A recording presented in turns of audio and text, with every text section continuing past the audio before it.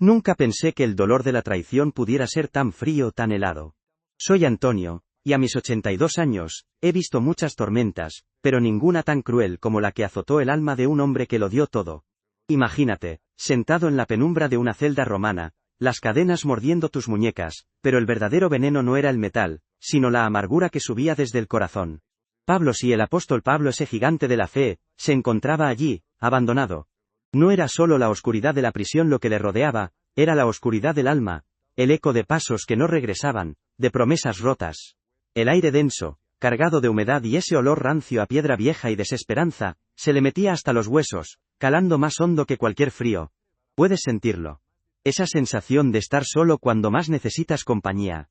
Ese mismo aire, pesado y silencioso, parecía susurrarle los nombres de aquellos que le habían dado la espalda. No había ruido de la multitud del templo, ni el dulce aroma del incienso, solo el chirrido ocasional de una rata, y el tintineo sordo de sus propias cadenas al moverse por el suelo de tierra. ¿Cómo es posible que después de años, de viajes agotadores, de predicar la palabra bajo sol y lluvia, de arriesgar la vida 1000 veces por ellos, te dejen caer así? No eran los guardias romanos los que le dolían, no, era la imagen de los hermanos, de los discípulos a quienes había amado como a hijos. Ahora, ¿dónde estaban? Esa sensación de desamparo, de ver tu vida entera desmoronarse por la ingratitud, es un peso que no se lo deseo a nadie, ni a mi peor enemigo. La luz, cuando la había, se colaba por una rendija diminuta, un hilo de polvo danzando en el aire viciado, casi una burla a su situación. Miraba esas paredes de piedra áspera, frías, y se preguntaba, ¿para esto? ¿Para terminar así, olvidado por todos, incluso por aquellos que decían seguir el mismo camino? El shock inicial se había transformado en un dolor sordo, constante, una daga clavada en el pecho que no dejaba de sangrar. La duda, esa víbora silenciosa, empezaba a enroscarse en su mente. ¿Había valido la pena? ¿Había sido todo un error, un sacrificio en vano? El bullicio distante de la ciudad, un murmullo de vida ajena, solo acentuaba su aislamiento, su profunda y amarga soledad. Nunca pensé que el dolor de la traición pudiera ser tan frío, tan helado. Soy Antonio, y a mis 82 años, he visto muchas tormentas, pero ninguna tan cruel como la que azotó el alma de un hombre que lo dio todo. Imagínate, sentado en la penumbra de una celda romana, las cadenas mordiendo tus muñecas, pero el verdadero veneno no era el metal, sino la amargura que subía desde el corazón. Pablo, sí, el apóstol Pablo, ese gigante de la fe, se encontraba allí, abandonado. No era solo la oscuridad de la prisión lo que le rodeaba, era la oscuridad del alma, el eco de pasos que no regresaban, de promesas rotas.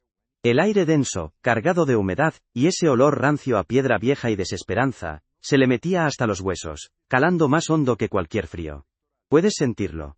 Esa sensación de estar solo cuando más necesitas compañía. Ese mismo aire pesado y silencioso, parecía susurrarle los nombres de aquellos que le habían dado la espalda.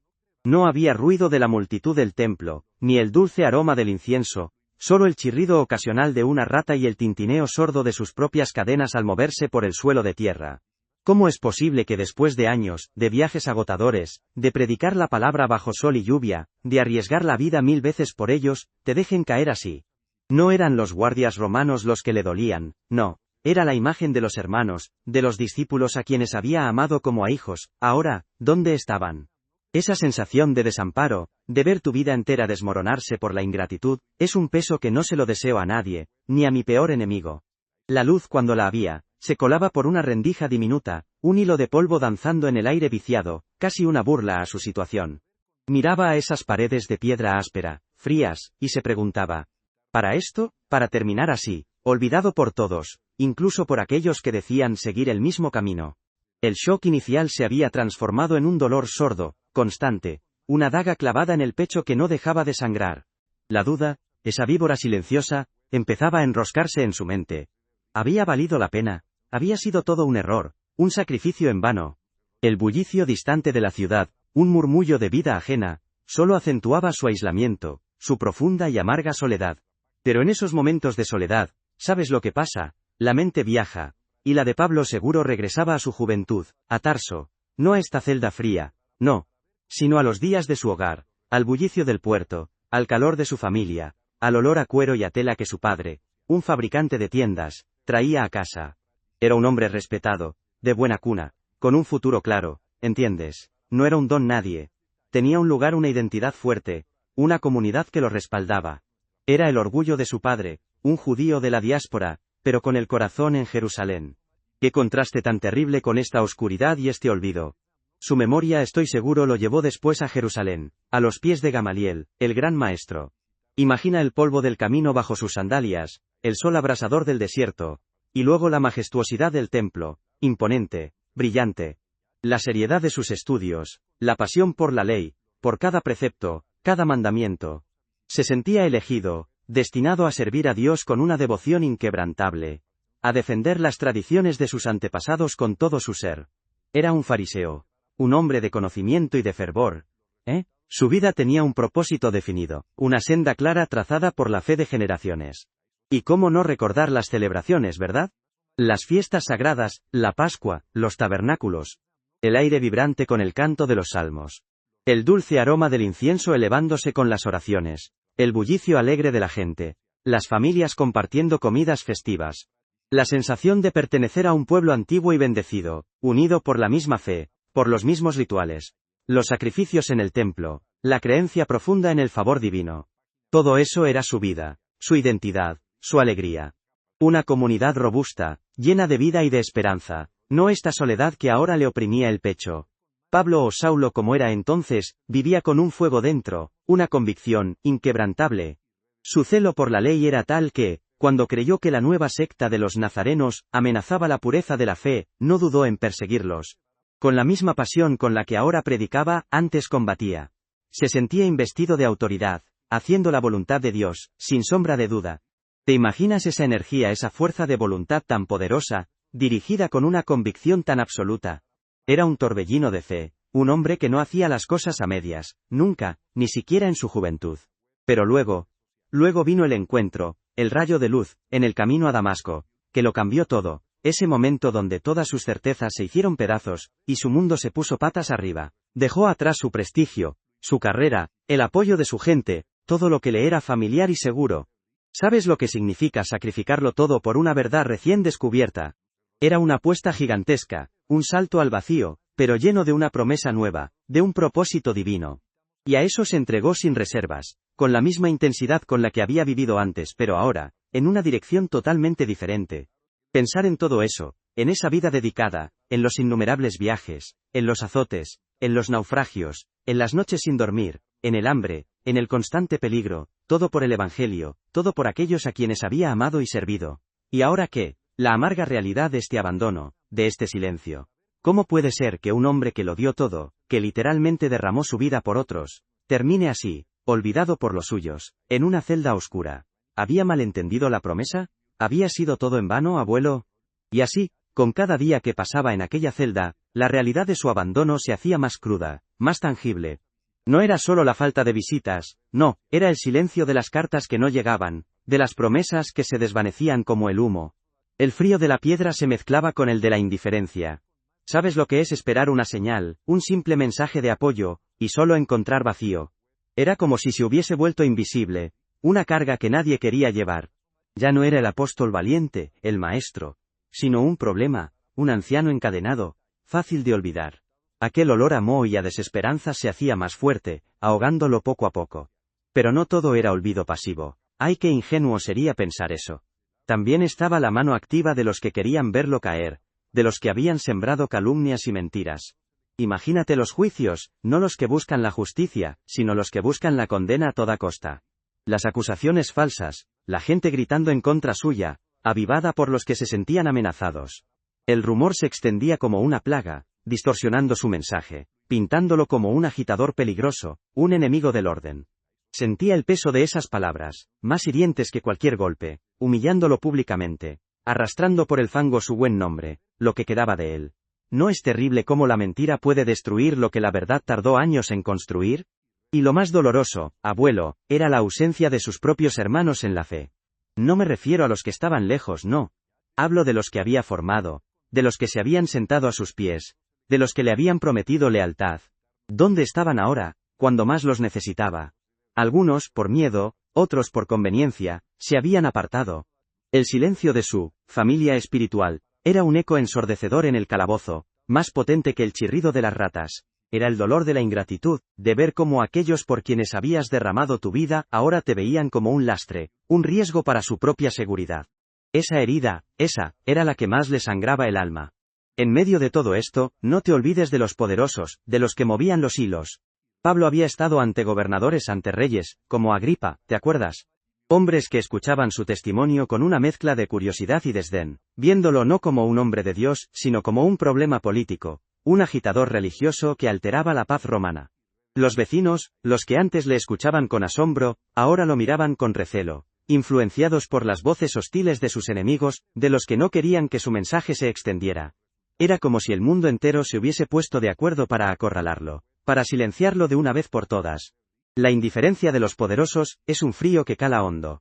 Fue entonces cuando, en la quietud forzada de su celda, Pablo empezó a entender la verdad más amarga. No solo estaba siendo olvidado, estaba siendo activamente evitado porque se había convertido en un estorbo, una carga pesada para aquellos que le seguían. Su encarcelamiento no era solo su sufrimiento, sino una mancha en la reputación del movimiento, un riesgo para los demás. Se dio cuenta de que su celda era una advertencia, un ejemplo de lo que les podía pasar a ellos si seguían sus pasos demasiado de cerca. Era el peso de saber que su existencia, su propia vida, se había transformado en una dificultad, en un obstáculo para la causa que tanto amaba. ¿Te imaginas esa sensación, la de ser un estorbo? Pero más allá de ser una carga, también comprendió que era percibido como una amenaza. Su mensaje, tan puro y liberador, era dinamita para las estructuras de poder, tanto judías como romanas. Hablaba de un rey que no era César, de una ley superior a la del templo, de una libertad que trascendía las cadenas físicas. Y eso, abuelo, eso era peligroso. Los que se aferraban al status quo, a sus privilegios, veían en Pablo un disruptor, un revolucionario que podía desestabilizar todo lo que conocían. No podían permitir que su voz siguiera resonando. La verdad, cuando es incómoda, se convierte en la mayor de las amenazas para los que viven en la mentira, ¿no crees? Así, entre el olvido, las calumnias y la dolorosa verdad de ser un estorbo y una amenaza, el alma de Pablo se iba encogiendo, pero no se quebraba. El dolor de la traición íntima se sumaba al peso de la injusticia pública, creando una tormenta perfecta de desolación.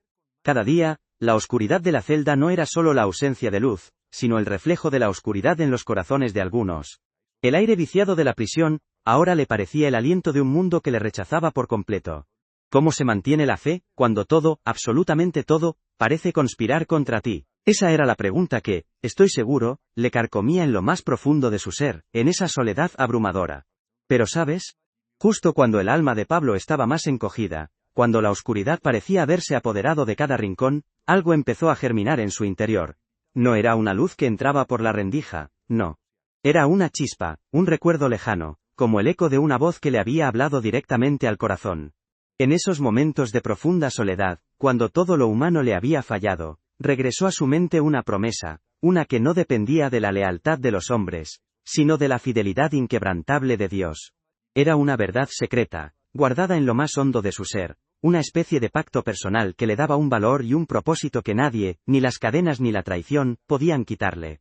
Se acordó entonces de aquel día, hace ya tantos años, cuando el Señor mismo le había dicho, con una claridad que aún resonaba en sus oídos: «Ve, porque instrumento escogido me es este, para llevar mi nombre en presencia de los gentiles, y de reyes, y de los hijos de Israel».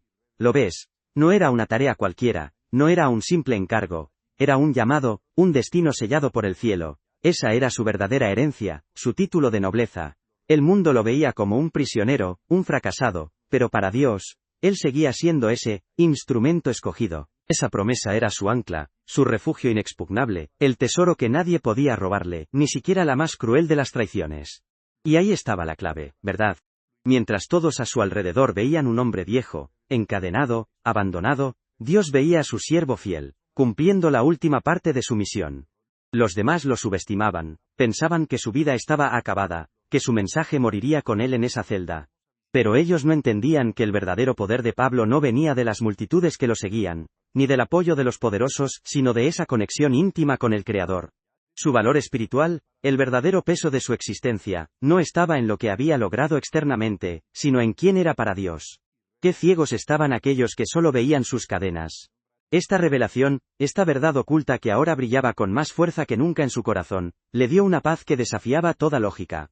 La celda seguía siendo oscura, el aire viciado, las cadenas frías, pero dentro de él, el fuego de la fe se avivaba.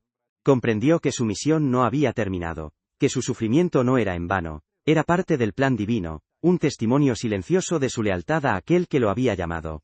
Ya no buscaba la aprobación de los hombres, ni se lamentaba por su abandono. Su fe secreta, esa certeza profunda de que Dios estaba con él, era su única y verdadera compañía. Y así, en esa quietud forzada, en medio del olvido humano, Pablo encontró la presencia más real y poderosa de todas, la de Dios mismo. La celda se transformó de un lugar de castigo a un altar, donde la comunión era profunda y verdadera. Sus cadenas, que antes le recordaban su prisión, ahora eran un símbolo de su inquebrantable compromiso, de su pacto eterno con el Señor. Comprendió que, aunque todos lo hubieran abandonado, Dios nunca lo haría. Su fidelidad en ese momento de prueba era su mayor acto de fe, su testimonio más potente. No estaba solo, abuelo, nunca lo estuvo. Y entonces, en esa quietud sagrada que solo Dios puede crear en medio de la adversidad, Pablo tomó una decisión que no resonó en la celda con palabras, sino con la fuerza de un terremoto, en lo más hondo de su alma. Era una elección radical, la de soltar el veneno de la amargura, de renunciar a la venganza y al reproche por la traición que le había corroído. No era un acto de debilidad, no abuelo, era la manifestación más pura de una fe inquebrantable, la de perdonar a aquellos que le habían abandonado, no por merecimiento de ellos, sino por la propia liberación de su espíritu. Puedes sentir la magnitud de ese momento, la fuerza de esa renuncia. Su corazón, que antes había gemido con el peso del abandono, ahora se elevaba en una oración silenciosa, despojada de cualquier exigencia personal. No pedía ser liberado de las cadenas físicas, no. Pedía por aquellos que le habían dado la espalda, por los que le habían calumniado, por los que por miedo o por cobardía, habían negado su nombre. Era una plegaria de compasión profunda, una súplica, para que Dios les abriera los ojos, para que no cargaran con el peso de la culpa. La celda, antes un lugar de tormento, se convirtió en un santuario donde el amor divino fluía, limpiando las heridas más profundas del alma de Pablo. Y con esa oración, vino una entrega total a la voluntad divina, un abandono absoluto de sus propios planes, de sus propias expectativas sobre cómo debería terminar su vida. Ya no importaba si salía libre o si sus días se consumían entre esas frías paredes romanas, su propósito había sido cumplido, su mensaje, sembrado. Ahora, su único deseo era ser fiel hasta el último aliento, ser un testimonio viviente de la gracia de Dios, incluso en la desolación más extrema. Era un acto de humildad suprema, de reconocer que su vida no le pertenecía, sino que era un instrumento en manos del Padre Celestial. ¿Qué paz debe haber sentido en ese desprendimiento? Y la consecuencia, abuelo, la más palpable y milagrosa, no fue que las cadenas se cayeran de sus muñecas, no. Fue que la prisión dejó de ser una prisión para su espíritu. Una paz inquebrantable, una alegría que desafiaba la oscuridad de la celda, inundó cada fibra de su ser.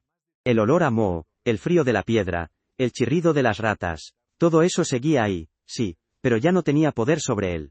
Su espíritu, libre de la amargura y del resentimiento, volaba más alto que las murallas de Roma, más allá de la traición humana. Era una libertad que ninguna cadena podía coartar. Con esa paz interior, vino también una fuerza renovada, no una fuerza física, sino una resiliencia del alma que le permitía mirar más allá de su sufrimiento personal. Sus pensamientos ya no giraban en torno a la injusticia o al abandono, sino en cómo podía seguir siendo útil, cómo podía seguir predicando, incluso desde su confinamiento. Quizás fue en esos momentos donde dictó sus últimas cartas, esas que nos llegan hasta hoy, llenas de esperanza y de exhortación, no de queja. Su voz, aunque silenciada para el mundo, resonaba con más autoridad que nunca en el corazón de los que le rodeaban, incluso entre los guardias. Y entonces, en el silencio de su corazón, llegó la revelación final, la justicia de Dios que no necesita tribunales humanos. No era una voz audible, no, era una certeza profunda, que su vida, su sufrimiento, su aparente fracaso a los ojos del mundo, eran en realidad la culminación perfecta del plan divino. Comprendió que Dios no le había abandonado, sino que le estaba llevando a la cima de su testimonio, a un acto de fe tan puro que resonaría por los siglos. Su vida no era un desperdicio, sino una ofrenda sagrada, un sacrificio que sellaba su compromiso eterno con el Señor, más allá de cualquier traición. Y esto, mis queridos amigos, nos muestra la verdadera esencia de la fe, que no es un camino de rosas, no, que a veces, el seguimiento de Cristo nos llevará a lugares oscuros, a celdas de soledad, donde la traición de los hombres es más dolorosa que el filo de la espada. Pero es precisamente en esos momentos, cuando todo lo humano falla, cuando Dios se revela con una fidelidad que avergüenza toda duda. Su amor no depende de nuestra popularidad, ni de la lealtad de los que nos rodean. Él permanece, inquebrantable, cuando todos se han ido. Dime mi amigo, mi amiga, ¿cuántas veces has sentido el frío de la traición, el peso del abandono, y has permitido que esa herida te defina? ¿Te has atrevido a soltar, a perdonar, a entregar tu dolor a aquel que prometió no dejarte ni desampararte? La historia de Pablo no es solo un relato antiguo, es un espejo para nuestra propia alma, una invitación a encontrar la libertad y la paz, no en la ausencia de problemas, sino en la presencia inquebrantable de Dios en medio de ellos. ¿Estás dispuesto a confiar en su fidelidad, incluso cuando todo parece oscuro? Si esta historia del apóstol Pablo, contada desde el corazón de este humilde abuelo, ha tocado tu espíritu, y te ha dado un soplo de esperanza en tus propias batallas, te invito a que sigas escuchando. Si estas palabras han resonado contigo, si te han hecho sentir un poco más cerca de esa verdad que nos sostiene, suscríbete para más historias como esta. Historias de fe, de lucha, de redención, que nos recuerdan que no estamos solos, y que la luz de Dios siempre brilla, incluso en las celdas más oscuras de nuestra vida. Que Dios te bendiga siempre.